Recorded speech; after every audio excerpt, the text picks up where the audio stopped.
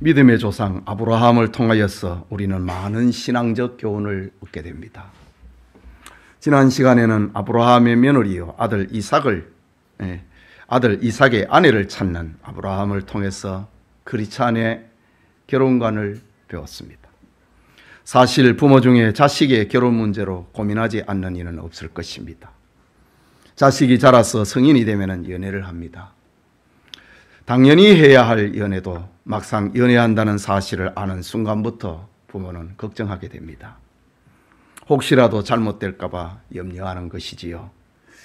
연애하는 자식을 보면 좋으면서도 불안합니다. 반대로 홍기가 되었는데도 연애를 하지 아니하면 또 고민이 생깁니다. 저러다가 홍기를 놓치면 어떻게 하나 생각 때문이지요.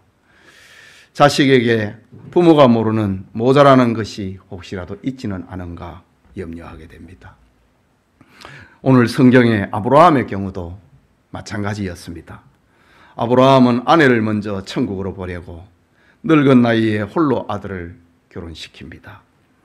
아브라함은 결혼을 준비함에 있어서 오랫동안 자기 집에서 가정청지기 일을 보았던 늙은 엘리에셀에게 신부를 구해오는 원칙을 설명을 하면서 임무를 맡깁니다.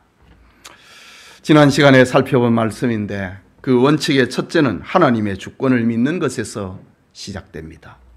하나님의 주권은 나를 인도하시고 축복하신 하나님은 내 아들의 혼사도 인도하신다고 하는 믿음입니다. 또한 사람은 겉모습을 보지만은 하나님은 사람의 중심을 본다는 사실에 근거하여서 엘리에셀에게 신부감을 찾아올 것을 명합니다. 둘째는 가나안 족속의 딸은 안 된다는 것이었습니다. 오늘날로 말을 하자면은 불신 결혼은 시킬 수 없다는 것입니다. 믿는 자와 믿지 않는 자가 가정이라고 하는 멍에는 함께 맬 수가 없다는 아브라함의 결혼관입니다. 아브라함은 지난날 불신 소돔과 고모라의 죄악과 그들의 멸망을 지켜보았습니다. 그의 첩이었던 하갈이 집을 나가서 이스마엘을 위하여서 우상 숭배자 애굽 여자를 며느리로 삼는 것을 보았습니다. 그리고 자신이 살고 있는 곳 헷 사람의 타락상을 보았습니다.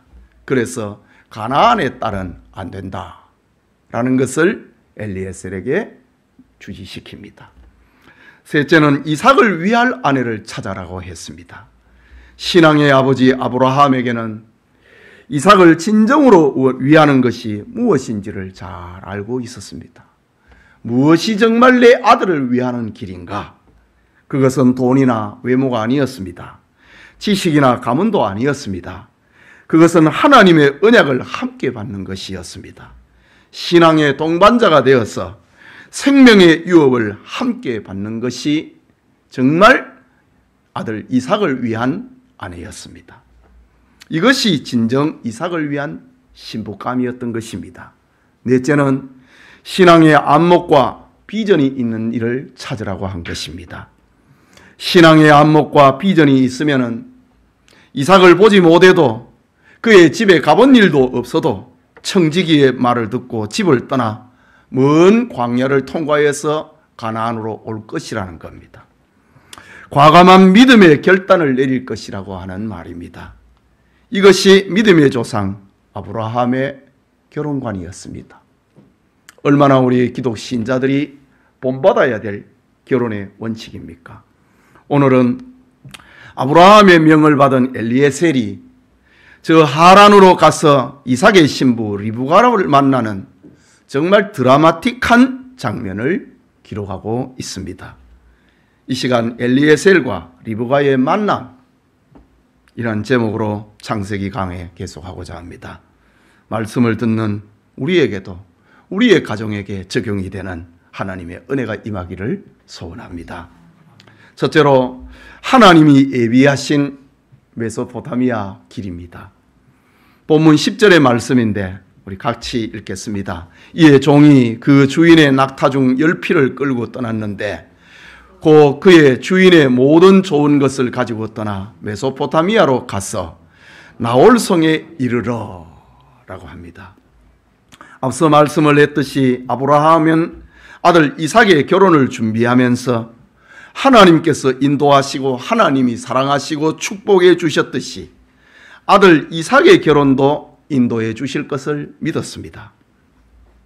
이런 언약 신앙을 가지고 자기의 종 엘리에셀을 제2의 고향이라고 하는 메소포타미아의 하란으로 보냅니다. 여러분, 하나님을 신뢰하는 사람에게는 모든 것이 하나님의 계획이고 섭리 안에서 이루어지는 것을 느끼게 됩니다. 그들에게는 미래가 보입니다.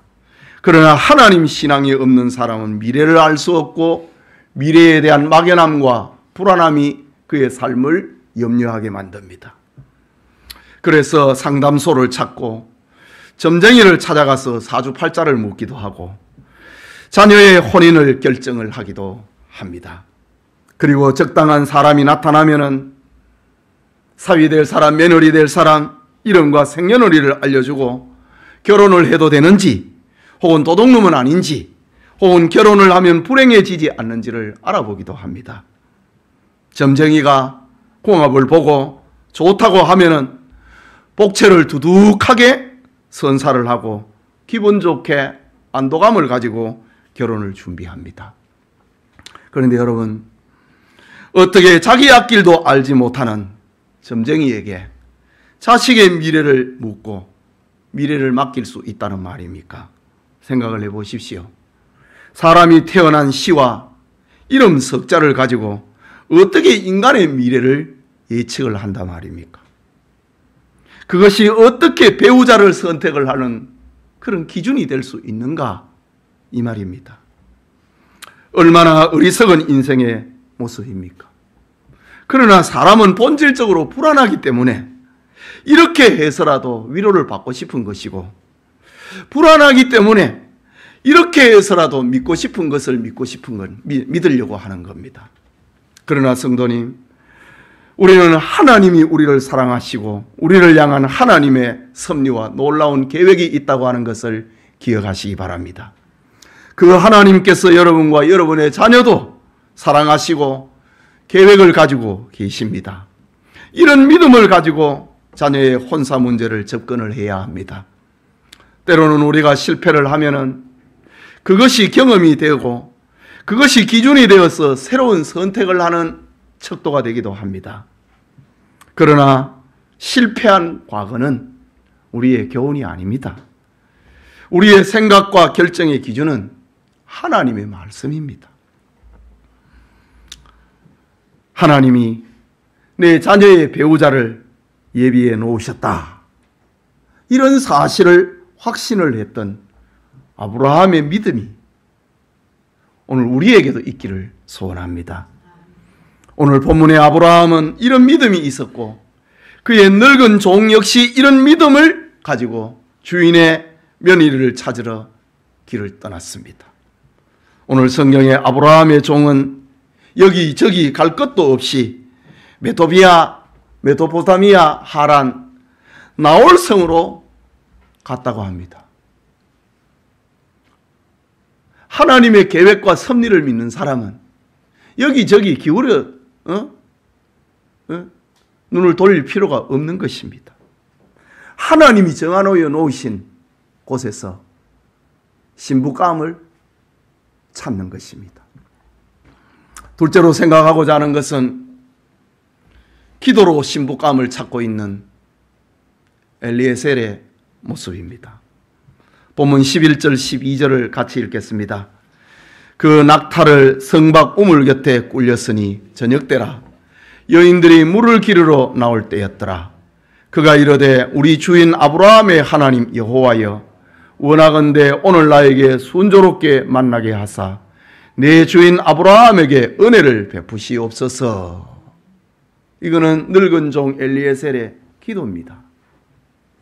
아브라함의 종은 낙타 10피를 끌고 아브라함과의 모든 좋은 물건을 가지고 주인의 제2의 고향 메소포타미아로 갔습니다. 물론 10일에서 보름 정도에 걸리는 거리였다고 생각이 됩니다. 아브라함의 종이 그 성에 이르렀을 때에 거기서 한 우물을 발견을 하고 낙타를 쉬게 합니다. 때는 저녁이 되어서 가축을 키우는 동네의 여자들이 물을 기르러 우물가로 나올 때였습니다. 나홀성 우물가에 앉아서 피곤해 지친 늙은 종 엘리에셀은 긴 여행을 같이 한 낙타들을 꿀려놓고 하나님 앞에 기도합니다.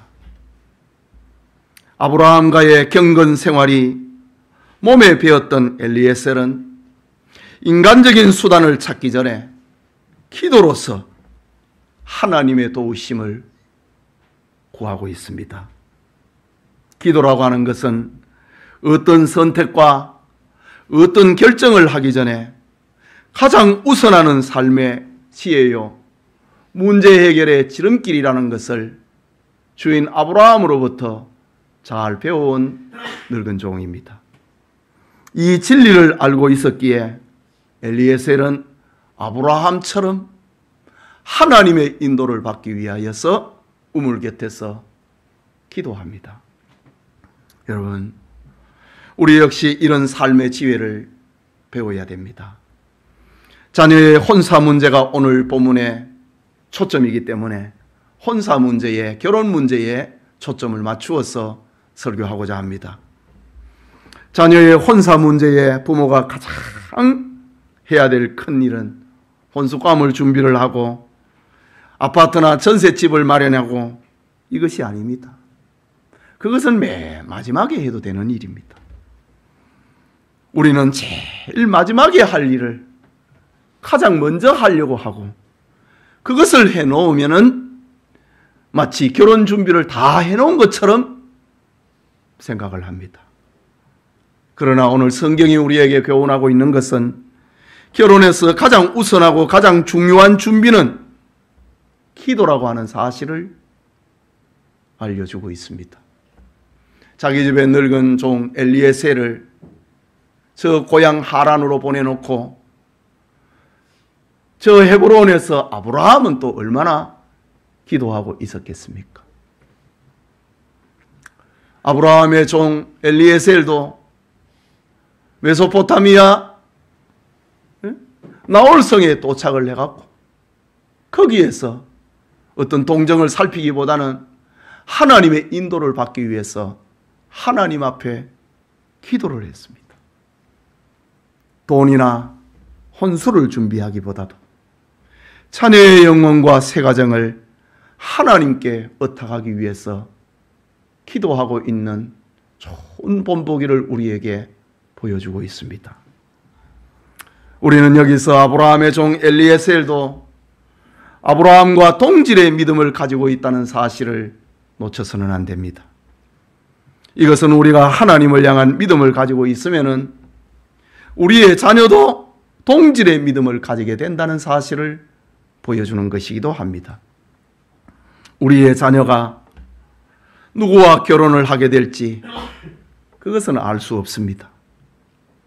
그러나 부모가 하나님을 향한 확실한 믿음이 있으면은 자녀들도 그 믿음을 배우게 된다는 사실입니다. 자식의 신앙은 부모의 거울이기 때문입니다. 이런 일화가 있습니다.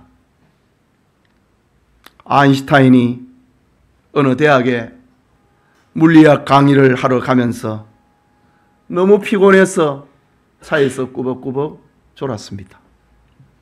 수십 년간 아인슈타인을 섬겨왔던 운전기사가 말을 합니다. 박사님, 그렇게 피곤하셔서 오늘 강의하실 수 있겠습니까? 라고 말합니다. 그러자 아인슈타인은 글쎄 나도 걱정이네. 그러자 기사가 하는 말, 오늘은 쉬세요. 제가 대신 강의를 하겠습니다. 자네가 물리학 강의를 한다고? 예. 똑같은 강의를 수십 번, 수백 번 들었습니다. 걱정하지 마시고 옷을 바꿔 입읍시다. 정말인가? 걱정하지 마시고 옷을 바꿔 입으시지요.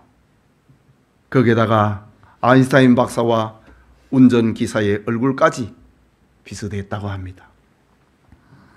옷을 바꿔 입은 운전기사가 아인슈타인 행세를 하면서 강단에 나가서 강의를 했습니다. 그런데 운전기사의 강의가 얼마나 명강의였던지 학생들과 교수들이 감탄을 하면서 전에 그랬던 것처럼 우레와 같은 박수를 이 운전기사에게 아인슈타인인 줄 알고 박수를 보내는 겁니다.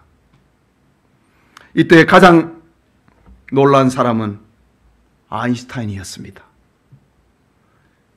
자기의 기침 소리도 빠뜨리지 않고 운전기사가 그대로 하는데 탐복을 했기 때문입니다. 그런데 그 다음에 문제가 발생했습니다. 한 교수가 질문을 하는 겁니다. 아인슈타인은 아이고 이제 탄로가 나겠구나. 이 망신을 어떻게 하지? 생각을 하고 있을 때입니다. 운전기사는 배짱이 좋게 그 질문을 받습니다. 아니 교수님, 학생도 아니신데 그런 질문을 하십니까? 그 정도는 우리 운전기사도 답할 수 있습니다. 여보게 운전기사, 여기 올라와서 답변을 해보게 하면서 위기를 넘겼다는 그런 일화가 있습니다. 여러분, 오늘 성경에 아브라함가에서 평생을 심부름을 하던 엘리에셀은 그도 믿음의 사람이 되어버렸습니다. 그는 아브라함을 닮았음인지 우물 곁에서 하나님 앞에 하나님의 도움과 인도를 받기 위하여서 기도를 했던 것입니다. 엘리에셀의 기도는 이렇습니다. 신부감을 찾는 문제가 순조롭게 해 주십시오 라고 기도했습니다. 그리고 내 주인 아브라함에게 은혜를 베풀어 주옵소서 라고 기도했습니다. 신부감을 찾는데 이 엘리에셀은 은혜를 베풀어 달라고 했습니다. 여러분, 사실을 결혼이라고 하는 것은 은혜로 이루어지는 겁니다. 결혼은 율법이 아닙니다. 율법으로 결혼을 준비하고 결혼이 성사되면 상처납니다. 뭐가 부족했느니, 균형이 안 맞는다느니, 그 율법입니다.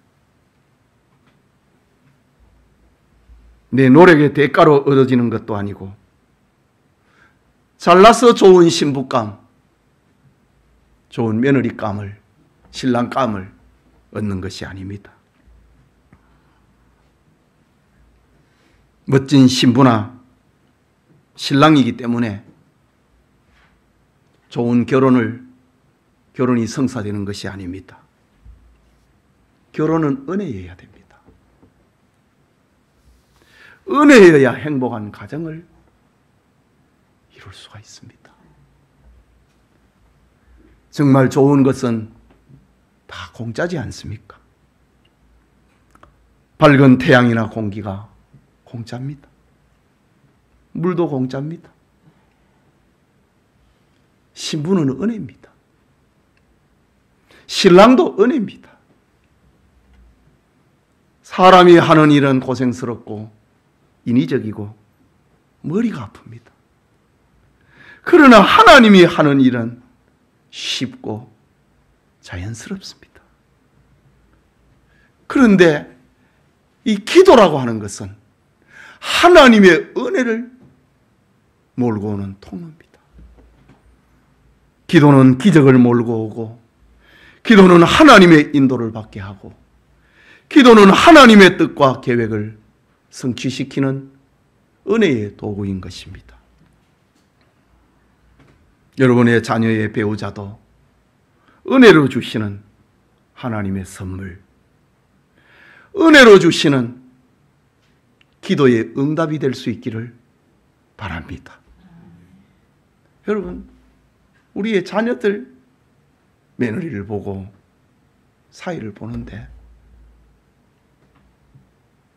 은혜로 돼야 됩니다. 경험하셔야 되는데 경험하고 계시지요? 은혜여야 됩니다. 뭘 재고 계산하고 그 행복에 질 수가 없습니다. 결혼은 은혜입니다. 결혼은 기도의 응답의 결과로 와야 됩니다. 오늘 아브라함가에서 며느리를 맞이하기 위해서 기도하고 있는 모습을 보십시오. 마지막으로 증거가 따라오는 기도의 응답입니다. 아브라함의 늙은 종 엘리에셀은 기도를 하면서 지혜가 떠올랐습니다. 그는 기도 속에서 내 주인의 며느리감에 내 주인의 며느리감이라고 하는 그런 증거를 나에게 확신으로 달랐고 기도했습니다. 그게 13절 14절 말씀인데 같이 읽겠습니다. 이 기도입니다. 성중 사람의 딸들이 물기르러 나오게 사오니 내가 우물 곁에 서 있다가 한 소녀에게 이르기를 청하건대 너는 물동이를 기울여 나로 마시게 하라 하리니 그의 대답이 마시라 내가 당신의 낙타에게도 마시게 하리라 하면 그는 주께서 주의 종 이삭을 위하여 정하신 자라 이로 말미암아 주께서 내 주인에게 은혜 베푸심을 내가 알겠나이다. 내 주인의 며느리감이라고 하는 것을 나에게 확신을 좀 주십시오. 내가 이러이러한 말을 할 때에 이런 반응을 하는 그런 확신을 주면은 좋겠습니다. 이런 기도를 엘리에셀이 올립니다. 하나님의 뜻에 대한 확신을 달라고 하는 엘리에셀의 오늘 본문에 등장하고 있는 이런 기도는 언뜻 들어보면 일방적이고 또 어떻게 보면 미신적인 모습같이 보이기도 합니다. 그러나 그게 아닙니다. 여기에는 늙은 종 엘리에셀의 저 아브라함가에서 평생을 살았던 삶의 지혜가 거기에 녹아져 있습니다. 물기르러 나오는 처녀가 많은데 그 여자 중 하나에게 물을 달라고 요청을 했을 때에 그 여자가 거절을 하지 않고 나에게 물을 주고 그리고 내 낙타에게까지 물을 준다면은 그 여자가 하나님이 택하여 놓으신 내 주인의 며느리감인 줄 내가 확신하겠습니다. 라는 엘리에셀의 기도문입니다. 그렇다면은 하나님의 뜻을 분별하려고 했던 이 엘리에셀의 지혜가 그러면 오늘 이 기도 속에서 엘리에셀의 지혜가 무엇이었느냐 이거지. 내 주인의 집에 며느리감이요 내 주인의 아들의 신부는 이런 여자여야 된다고 하는 늙은 청지기의 지혜입니다. 그 첫째는 이 물을 달라고 하고 나에게 물을 주고 낙타에게도 물을 주는 이거는 엘리에셀이 어떤 처녀를 시험을 해보는 테스트입니다. 여기에 합격하는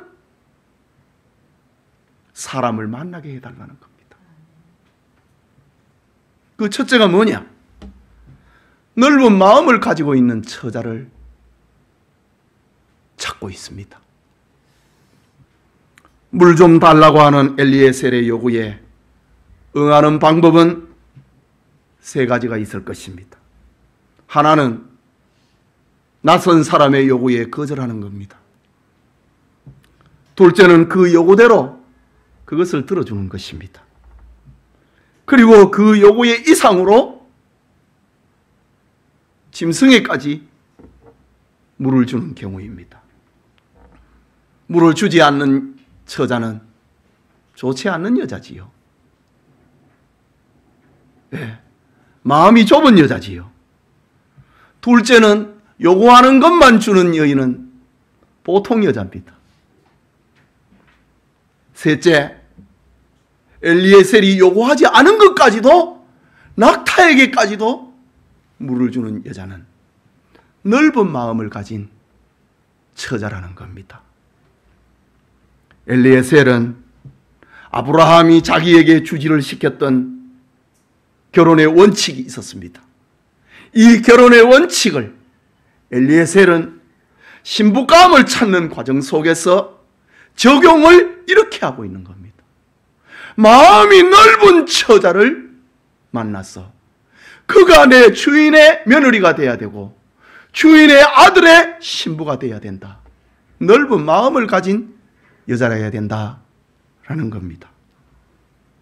둘째는 건강하고 부지런한 여자여야 된다는 말입니다. 여러분, 낙타는 한 번에 물을 마실 때에 한 말씩 마신다고 합니다. 한 말. 낙타는 한 말을 마셔갖고 배를 꽉 채워야 사막을 건너가거든요. 그렇다면은 지금 엘리에셀은 낙타를 몇 마리를 가지고 왔지요? 10마리입니다. 낙타 10마리가 물을 다 마시게 하려면은 이 처자가 얼마나 부지런해야 되겠습니까? 그것도 요구하지도 않았던 그 말입니다. 물은 엘리에셀만 마시게 해달라고 했습니다. 그런데 엘리에셀은 내 낙타에게도 물을 줄 수 있는 그런 건강함과 부지런한 여자를 삶의 지혜를 통해서 찾고 있습니다. 요즘에야 우물이 그리 깊지 않습니다. 고대의 우물은 아주 깊습니다. 처녀의 몸으로 얼마나 많이 두레박을 밑에 내려가지고 물을 끌어올려야 되겠습니까? 그러려고 하면은 몸이 건강해야 됩니다. 늙은 종 엘리에셀의 삶의 지혜입니다. 내 주인의 며느리는 이래야 된다. 지혜로운 엘리에셀은 물을 주는 처자에게서 부지런함과 건강함을 테스트하고자 했던 겁니다. 이것은 인간의 지혜라기보다는 기도 속에서 받은 그의 지혜였을 것입니다. 또 하나는 사명과 비전에 적합한 처자여야 됩니다. 당시 아브라함의 집에는 수많은 노비가 있었고 수많은 짐승이 있었습니다. 이 큰 집의 안주인은 사람을 돌보는 것 외에 양떼와 소떼와 약떼도 짐승도 돌볼 줄 알아야 됩니다. 오늘 성경처럼 많은 낙타에게 자원해서 물을 길러버릴 정도라고 하면은 아브라함과의 사명과 비전을 공유할 수 있다는 겁니다. 하나 못해? 그건 사명 감당 못하는 겁니다. 아브라함과의 비전을 공유 못하는 겁니다. 엘리에셀은 자기에게 물을 길어주는 처녀에게서 그것을 보고 싶었던 겁니다. 이 정도는 돼야 이삭의 아내가 주인집의 안주인이 될 수 있지 않겠는가? 내 주인집의 안주인이 될 수 있을 정도면 이 정도의 사명감과 비전을 공유할 수 있어야 된다는 사실입니다. 예. 오늘날의 교회에 여러 목사님들 가운데 사모님들 때문에 목회를 못하는 목사님들이 들어 있습니다. 사명을 공유를 안 하는 거예요. 비전을 함께 공유를 안 하는 겁니다. 같이 고생을 안 하려고 합니다. 그래서 교회를 못하는 경우가 참 많습니다.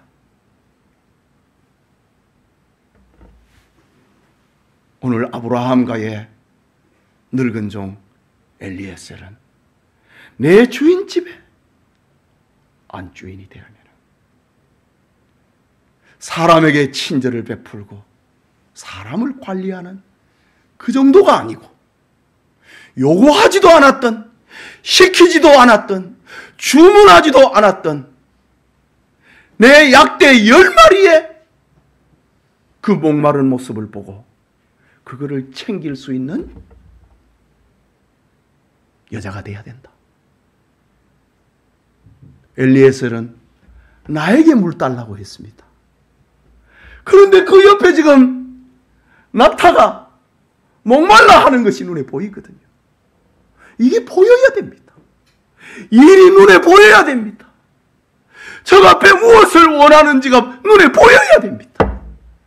그래야 큰 집에 사명을 공유할 수 있는 겁니다. 정말 아브라함과의 모든 가정의 사물을 총괄하고 있는 엘리에셀 같지 않습니까?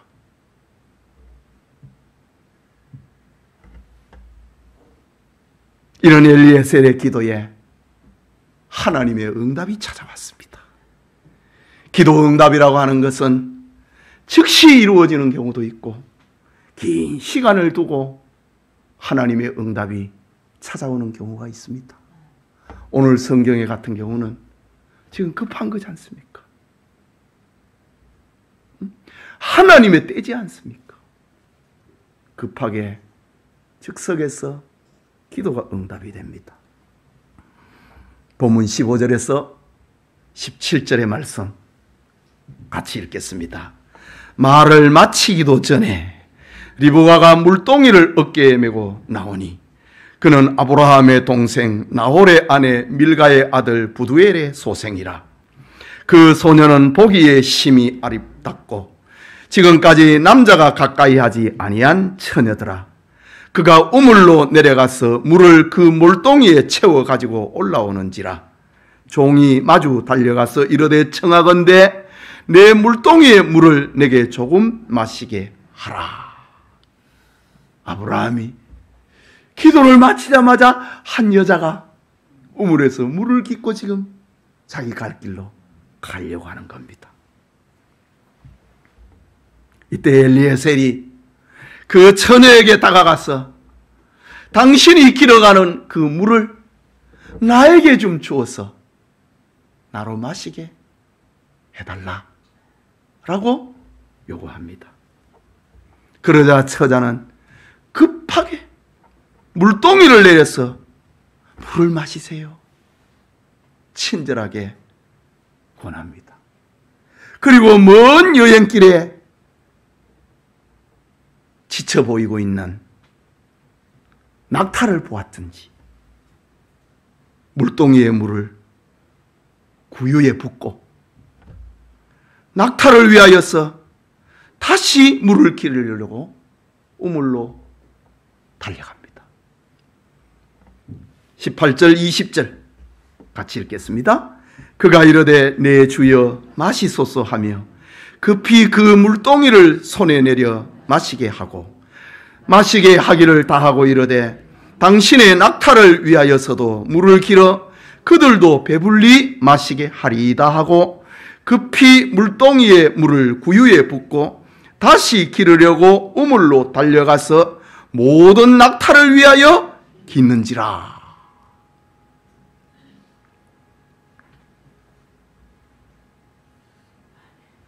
정말 마음이 넓은 처자지요. 건강하고 부지런한 처자지요. 그리고 저 아브라함과의 사명과 비전을 공유할 수 있는 처자였습니다. 오늘 이 말씀 속에 눈에 띄는 장면이 있습니다. 급히라는 말이 2번이나 반복해서 나옵니다. 그리고 달려가서 우물물을 길려갖고 낙타가 먹는 구유에 물을 붓고 또 우물로 달려갔다고 합니다. 급하게 달려가서 이 일이 다 끝나기까지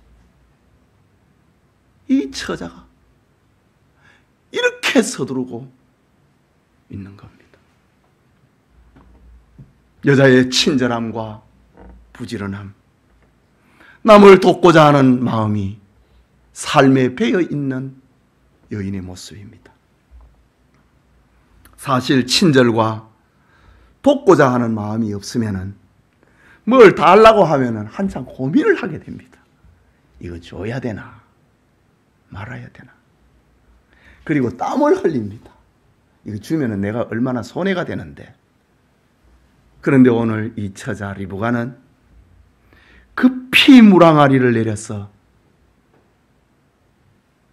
늙은 엘리에셀에게 물을 마시게 하고, 그리고 그 남은 물을 낙타가 마실 수 있도록 구유에 쏟아붓고, 또 달려가가지고 물을 길어서 오고, 물을 길어서 오고,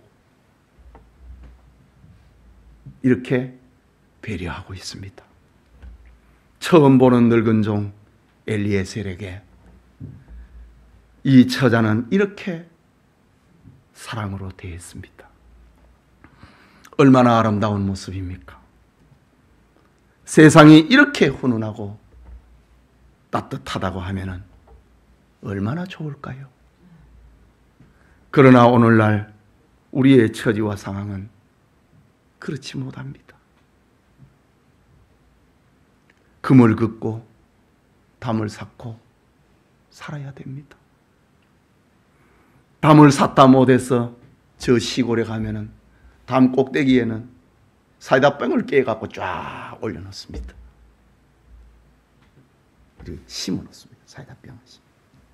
담 넘다가 손 빼라고. 철망을 하고. 요즘은 감시 카메라와 도난 경보기가 없으면 이상합니다. 오늘 우리 오전 예배 드리면서 그 신천지 2단을 경계하면서 남이 전화번호 달라고 하면 주지 마라고 하잖아요. 지금 이런 세상에서 우리가 살고 있습니다. 너무 세상이 흉악하고 선을 이용을 하고 서로를 믿을 수 없는 사회가 되었기 때문에 어쩔 수 없는 우리의 처신이 자꾸만 좁혀져 가고 있습니다. 그러나 우리 그리스도인들은 이런 세상이라도 소금과 빛의 역할을 감당하고 기도의 능력과 신비를 생활 속에서 체험해야 하는 것입니다. 계속해서 22절을 봅니다. 낙타가 마시기를 다하매 그가 반세겔 무게의 금 코골이 1개와 13개의 무게의 금 손목걸이 1상을 그에게 주며, 그러니까 금 코골이 하나 하고 팔찌 2개, 1상이니까 팔찌 2개를 엘리에셀은 이 처자에게 선물로 줍니다. 그냥 물 한 그릇 정도의 선물 주는 거 아니지요. 지금 낙타 10마리까지 물 다 줬으니 이거를 지금 늙은 종은 우두커니 지켜보고 있었거든요. 젊은 처자의 일거수일투족을 쳐다보았던 늙은 종 엘리에셀은 처자의 이런 행동에, 선행에 감동을 받았습니다. 그리고 코골이 1개와 팔찌 2개를 선물로 주었습니다. 물론 이것은 신부에게 주는 예물이 아니고 친절을 베푼 처자에게 감사의 선물로 주고 있는 늙은 종 엘리에셀의 보답입니다. 결혼 예물은 신부 아버지의 허락 속에서 전달이 되는 것이 고대의 풍습이고 우리가 다음 시간에 또 보게 될 것입니다. 예, 그 예물을 받으면은 결혼이 성사되는 것이고, 받지 아니하면은 결혼은 성사 안 되는 겁니다. 이제 아브라함의 종 엘리에셀은 이렇게 착하고 선행에 목말라 하는 처자에게 묻습니다. 23절에서 25절 같이 읽겠습니다. 이르되 네가 누구의 딸이냐? 청하건대 내게 말하라. 내 아버지의 집에 우리가 유숙할 곳이 있느냐? 그 여자가 그에게 이르되 나는 밀가가 나홀에게서 낳은 아들 부두엘의 딸이니이다. 또 이르되 우리에게 집과 사로가 족하며 유숙할 곳도 있나이다. 친절한 마음씨와 태도, 아름다운 용모에 있어서 이 처자는 이삭의 아내감이 되기에 손색이 없었습니다. 자기의 테스트를 다 통과했습니다. 하지만은 이 처자가 아브라함의 일가 친척인지 확인을 해야 했습니다. 네가 누구의 딸이냐? 라고 물었습니다. 그런데 여러분, 이게 웬일입니까? 그렇게 상냥하고 그렇게 친절하고 그렇게 부지런하고 근면하고 센스 있는 이 처자가 바로 아브라함의 동생 나홀의 손녀딸인 겁니다. 지난 시간에 살펴보았듯이 고대에는 혈통과 신앙의 순수성을 지키기 위해서 근친과 결혼했습니다. 아브라함도 신앙과 혈통을 지키기 위하여서 고향 하란에 가서 신부감을 데려오라고 엘리에셀에게 명령을 해놓은 상태 아닙니까? 그런데 바로 딱 그 처자가 되어버린 겁니다. 지금 아브라함의 종 엘리에셀의 관심은 온통 하나님의 뜻이 어디에 있는가? 여기에 집중되어 있습니다. 그는 하나님의 뜻인가를 다시 생각하고 다시 묻고 있습니다. 여러분, 우리도 마지막 순간까지 질문해야 될 것이 하나님의 뜻인가? 라는 겁니다. 하나님이 짝지어준 사람인가? 그것입니다. 이 감격스러운 사실을 확인한 엘리에셀은 하나님께서 자신의 길을 인도하시고 자기의 기도를 응답해 주시고 주인 아브라함의 소원이 이루어지고 있는 사실 앞에 혼이 담긴 감사를 하나님 앞에 올립니다. 26절, 27절이지요.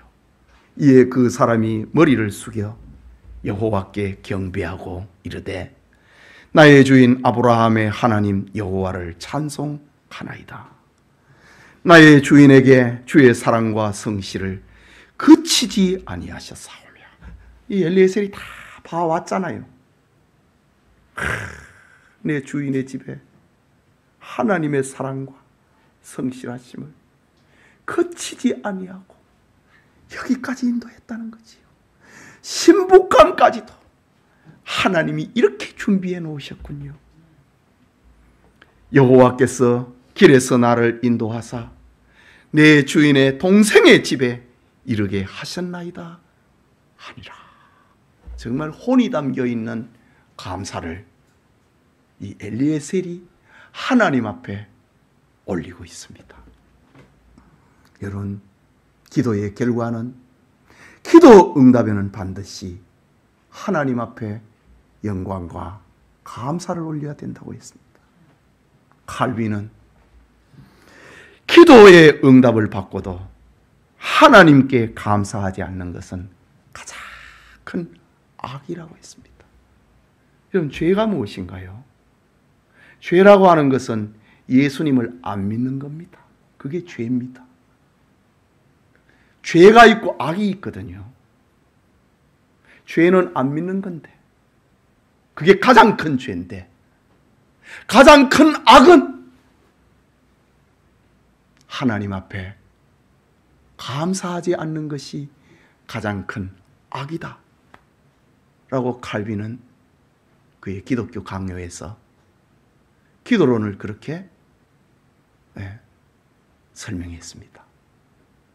가장 큰 죄는 예수님을 안 믿는 것이고, 가장 큰 악은 주님 앞에 감사하지 않는 겁니다. 그게 악이고 죄입니다.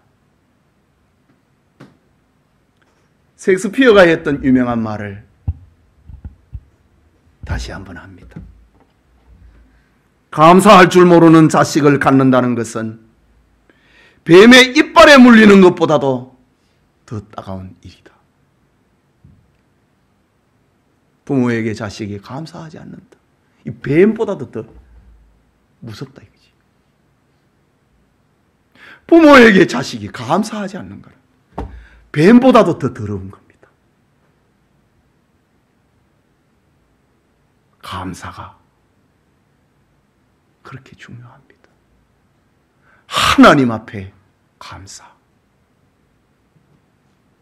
마땅히 감사해야 될 사람 앞에 감사. 그것을 하지 않는 것이 그렇게 악입니다. 예배드리는 성도 여러분, 그리고 오늘 헌신하는 여자 3구역, 우리 구역원 여러분, 오늘 본문은 아브라함의 명을 받은 종 엘리에셀과 이삭의 신부가 될 리브가의 만남을 한편의 드라마처럼 우리에게 소개하고 있습니다. 창세기 24장은 결혼의 과정을 설명을 하고 있는 유일한 교훈입니다.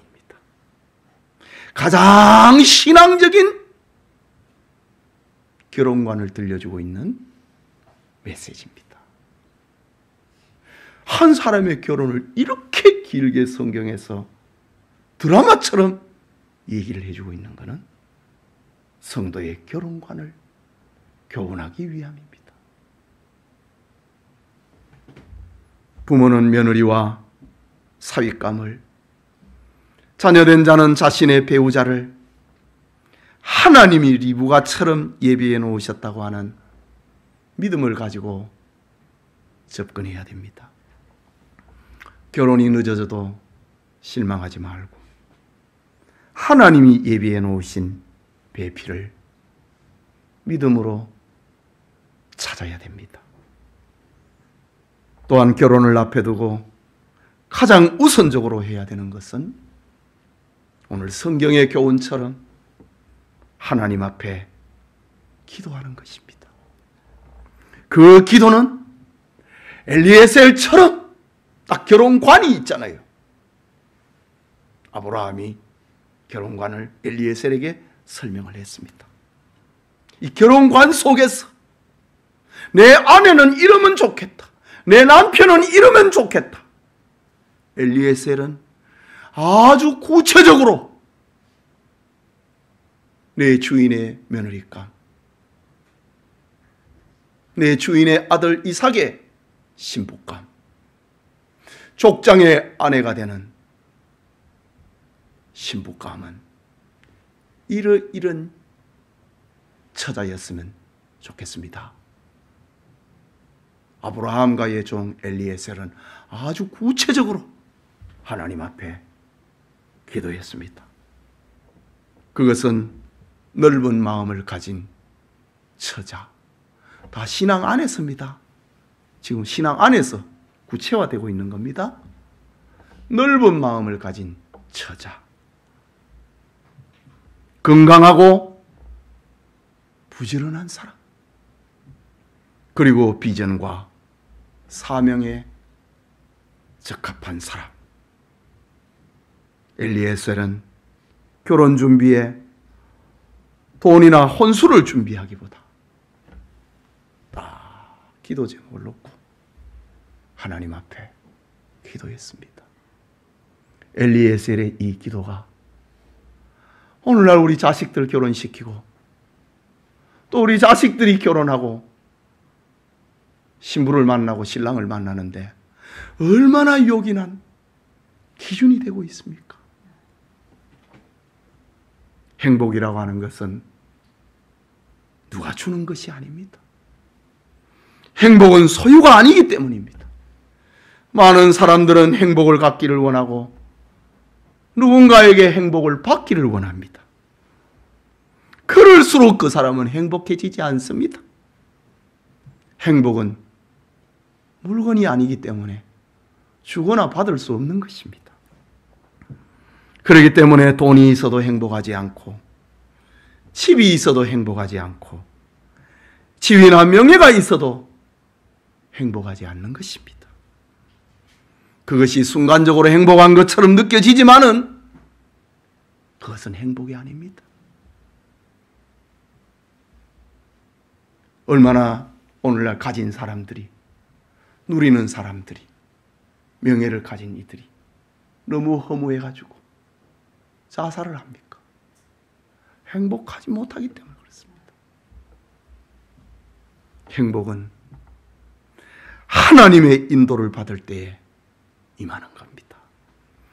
행복은 하나님의 언약을 받고 그것을 향한 꿈이 있고 비전이 있을 때에 우리의 마음에, 우리의 가정에 임하는 것입니다. 그래서 모세는, 이 창세기를 기록을 했던 모세는 신명기 10장에 와서는 너희의 행복을 위하여서 하나님의 명령을 지키라. 행복은 하나님의 말씀대로 살 때에